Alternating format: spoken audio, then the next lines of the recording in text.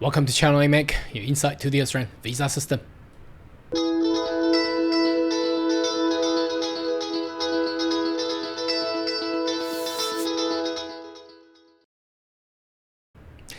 Good day everyone, my name is Carl Young, your online YouTube visa consultant.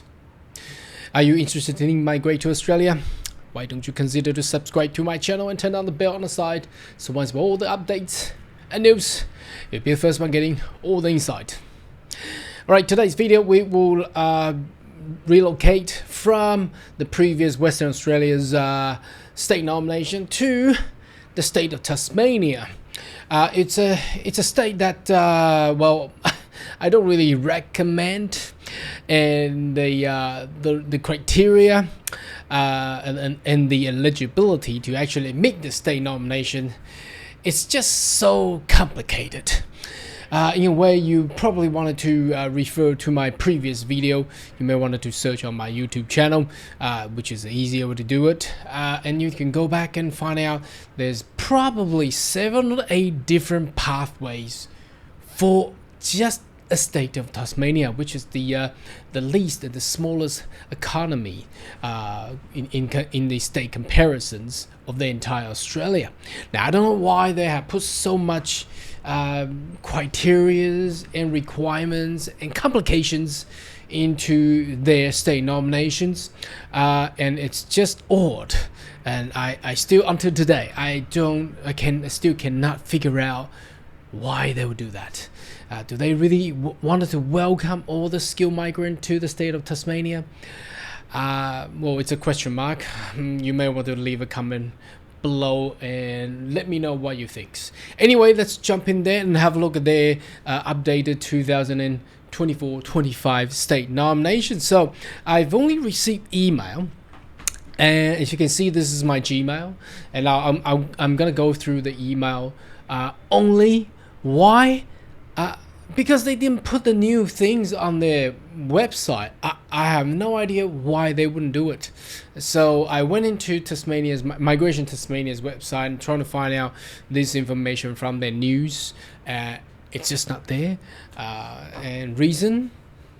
Question mark. I have no idea. Anyway, as you can read, the title reads 2024-25 Skill Migration State Program opens, and it starts from Thursday 1st August. So that will be a couple days to go. I think that's gonna be tomorrow. So make sure you have get that all ready, so you have this probably done it tonight if you can. It's just so complicated. Anyway, this information came out yesterday on the 30th of July. So let me go through this with you, and I will go reflect to the actual immigration website in regards to some items in this email they mentioned, which I'm really confused about. Perhaps you probably will understand which. Well, hopefully. Okay, now it starts the opens for registration, so not a problem. Updated eligibility. So what have been updated? So they have changed the priority attributes. Remember, which I actually, to be honest, I actually forgot all this because it's just too complicated. They have all different colorings for their attributes. Now, what are those things? What are those attributes? Attributes are their selection criteria. So the color ranking from, I think, gold, green, orange, and between now green and orange, they put the orange plus. I don't know why. With there's such color of orange plus, you can see how complicated they are. Anyway, I'll take you and have a look at there soon. So it's just the way they put it in their selection criteria, rather than I think the way how Canberra has done it for the Canberra matrix, putting in the all these items into a point form. It's much easier rather than the confusion that the state of Tasmania has actually created. Okay, now second line, all occupation listed in the Australian government website, subclass 190491 remains eligible. At least one program pathway. That's pretty obvious, and this is BS. I mean, one program pathway. Can you see that? as I said, there are 7, 8, or 9, I don't know, 10, 11, 12, 15 different pathways. So it's just too complicated. I don't know why they would do that. Okay, there are 18 new occupation group comprising 78 individual occupation have been added to Tasmania onshore skill occupation list. Now, what does that mean? That means you gotta be in Tasmania. Okay, if you're not in Tasmania, this is not for you, and that's only for 190.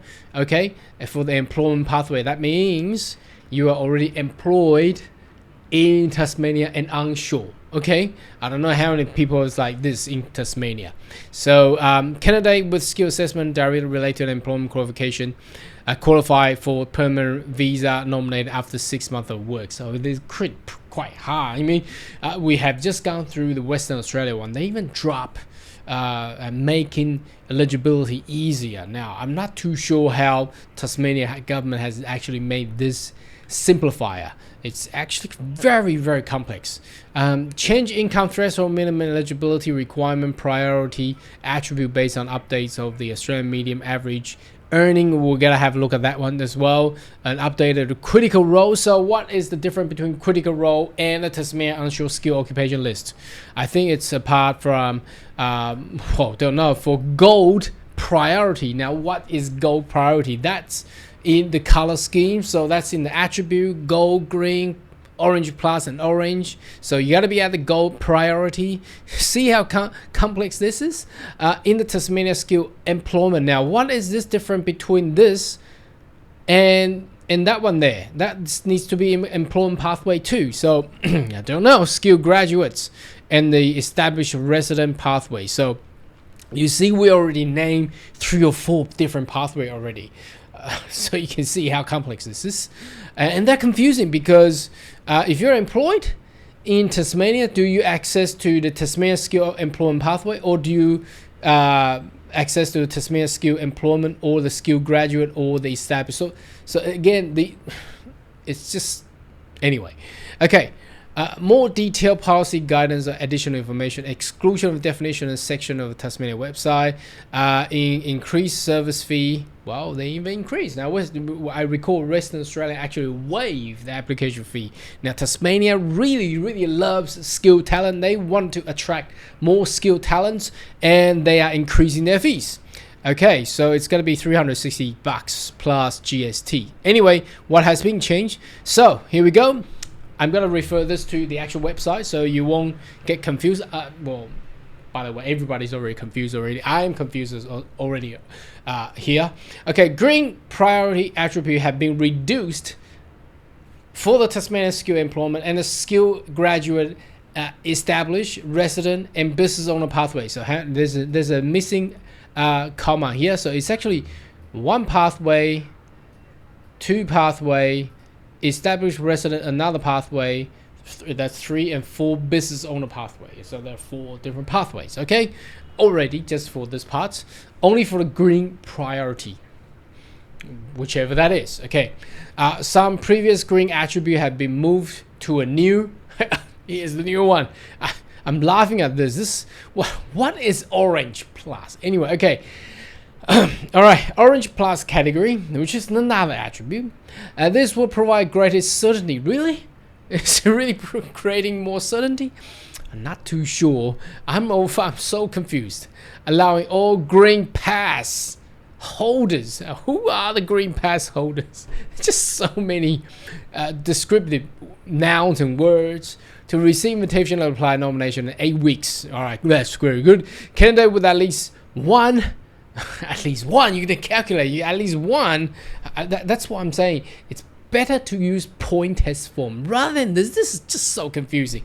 At least 1 orange plus attributes will be a high priority and highly likely receive invitation. Subclass candidate, at least 1 orange plus attribute will be invited to apply nomination in this program. Employment must be skill level 1 to 3. Well, that's BS, because level 4 to 5, that's all the laboring, that's all the easy job and stuff. Most of the skill occupation are all within the 1 to 3 skill level to claim the orange plus attribute. Now, let me take you to what are those things. Okay, so if we go in here, Now you may want to Google by yourself. This is from the Migration Tasmania website itself. Okay, the priority attributes. So you can see this is subclass 190, and this page is subclass 491. Now the interesting part is I think the attribute is quite similar, but just a little bit different. Okay, so if you want to go 190 to get permanent residency straight away, okay, the goal attributes, you have a skill assessment. Well, of course, everybody wanted to skill migrate will have a skill assessment, and directly related employment for at least 3 months included in the critical role list. Now, what are the critical role lists that we have talked about? The critical role list, we'll have a look below. There's actually a list down there. Okay, so it has to be in those role lists, otherwise you're not gonna be in the goal attribute. Now, green attribute will be you have been employed in Tasmania for at least 2 years, directly related to your skill assessment, and the other one is you have been employed in a skill role of level 1 to 3 in Tasmania at least 9 months, directly related to your skill assessment. Now, what are the difference between that and that? I mean, they're so directly related, isn't it? It says directly related to your skill assessment, directly related to your skill assessment. Now, if you have been employed at least 2 years, obviously you make the 9 months as well. So here, that's where I'm thinking I'm so confused. Why? What's this one and this, the relationship between this one and that one? In a role directly related to your skill assessment, employ at least 9 months directly related to your, so the difference is here in a role. Now, how can you be employed not in a role but related to your skill assessment? Just you see what I'm saying? Okay, all right. Anyway, okay, continue on. I'm not here to complain, but I'm just pointing out it's just too hard. I mean, we have been in this profession for 20 years. Even we are confused.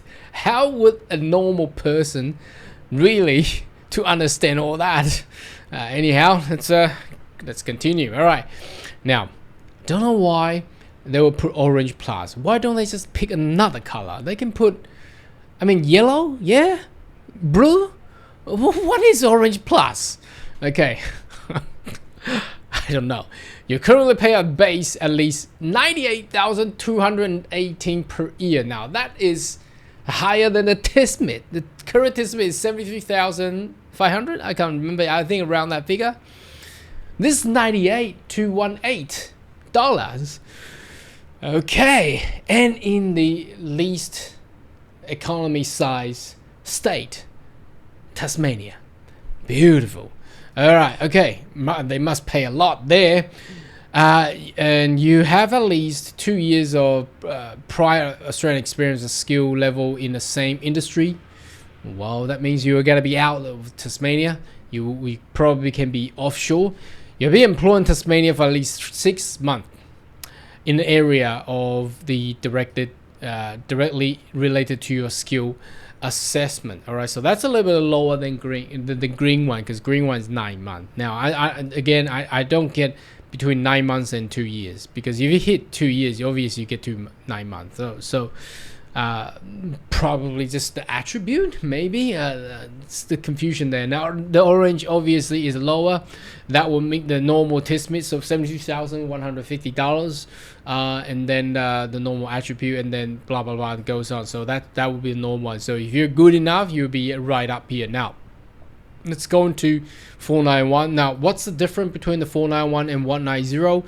Now, 491 obviously is not a direct permanent residency, but if you're with a goal, you've been related to work in 3 months in the critical role. Now, is the same with this one. Now, then why would you pick 491 rather than go into 190? Because 190 get you permanent residency, and 491 doesn't. You need to reside there for another 3 years in order to transfer to 191 to become a permanent resident. So if you got 3 months working in the critical role list occupation, why would you pick 491?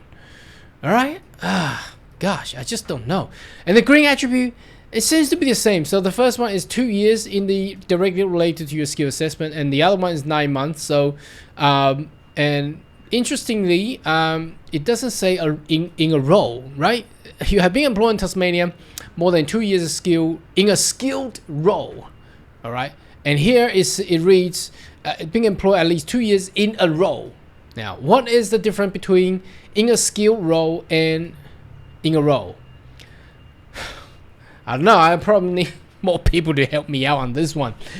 And again, confusion again, 9 months and 2 years. So obviously they want to they inserted this just to, you probably get one attribute. So this is one of the attribute. Orange Plus, and it's the same, isn't it? 98,218. That's the same. So again, why would you pick 491 if you have the same earning, rather than go 190 straight away? So at least 2 years of Australian work experience.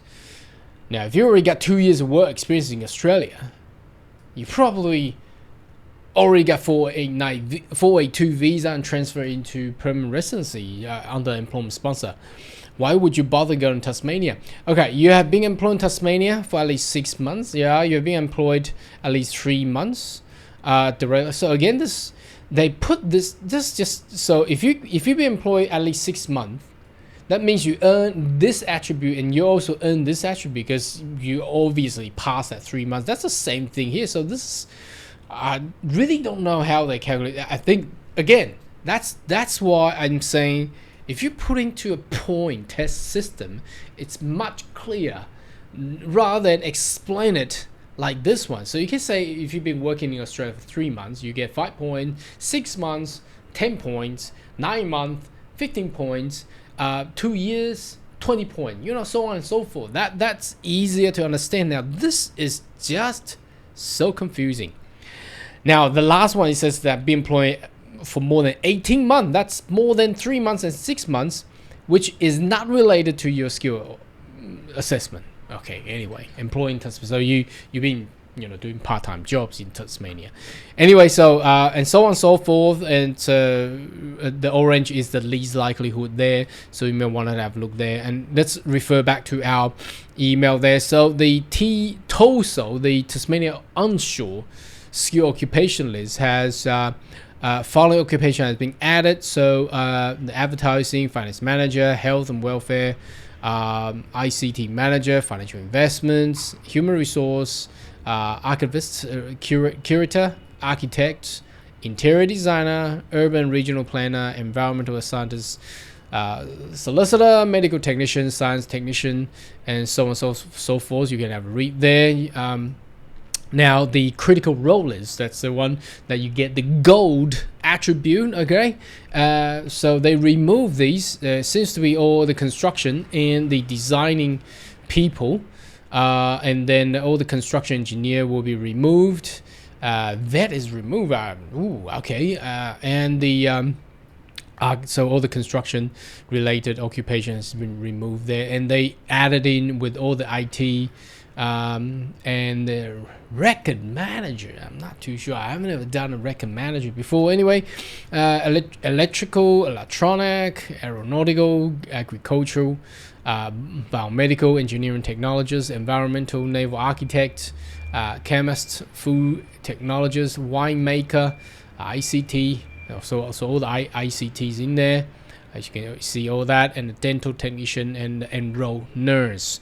So here we go. That's the end of what we gotta explain today. Again, Tasmania, you have just won a champion on the most complex and confusing state nomination there. I believe this is not just coming from me. All the agents will really hard and struggle to actually pioneer or find the right pathway and find the right attribute for the client, or even for the client itself. It's just really confusing. So if you're really interested about migrate to Tasmania, the state of Tasmania, apart from this video, you may want to check out my previous video talking detailedly how, I think there were 7 or 8 or 9, can't remember. There's so many pathways. You just have to understand all the pathways and then to select the one that suits you the most. Anyways, if you have more question query, more than welcome to leave comment right down below, and I'll see you next video. Goodbye.